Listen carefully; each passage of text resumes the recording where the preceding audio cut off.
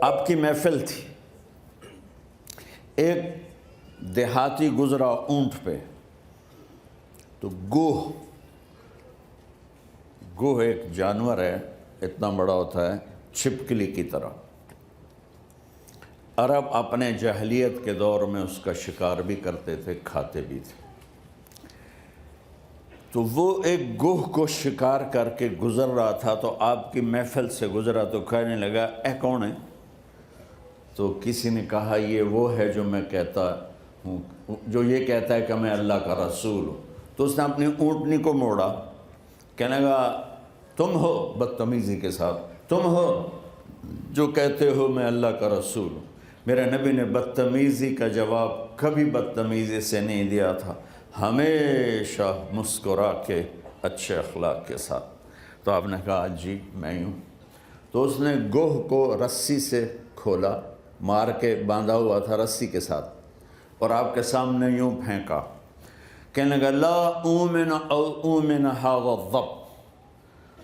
ضب عربی میں کہتے ہیں گوہ، اردو میں کہتے ہیں۔ تو وہ کہنے لگا جب تک یہ گوہ گواہی نہیں دے گی کہ تو اللہ کا رسول ہے، میں تجھے نہیں مانوں گا۔ تو آکڑ کے انج کھلو گیا کہ مویا تو بندہ نہیں بول دا، گوہ کی بولنے موئی پئی، ایسے کھڑا ہو گیا۔ تو آپ مسکرائے اور آپ نے اس کو ایسے دیکھا، ہائے ہائے ہائے ہائے ہائے، اور کہا یا رب اے گوہ۔ تو اس کی آنکھیں کھلی، اس نے یوں سر اٹھایا اور عربی زبان میں زور سے اتنا وہ بولی کہ پورے مجمع نے سنا، لبیک و سعدیک یا زین من واف یوم القیامہ۔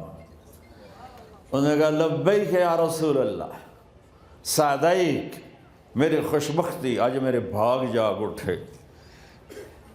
آج کا دن، جیسے یہ دکاندار کہتے ہیں آج کا دن بڑا اچھا تھا، بڑے بڑے ڈالر بنے، تو وہ گو کہتی ہے آج کا دن میری زندگی کا خوش نصیب دن ہے کہ دو جہان کے سردار نے مجھے پکارا، اور آپ کو ٹائٹل کیا دیا؟ اے قیامت کے دن کو حسین بنانے والے میں حاضر ہوں۔ آپ نے کہا من تعبد، رب کون ہے تیرا؟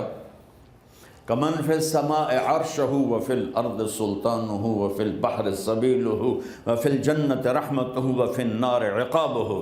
کون رب ہے تیرا؟ کہ میرا رب وہ ہے جس کا عرش آسمانوں پر، حکومت زمینوں پر، راستے سمندروں میں، رحمت اس کی جنت میں، عذاب اس کا جہنم میں۔ سبحان اللہ۔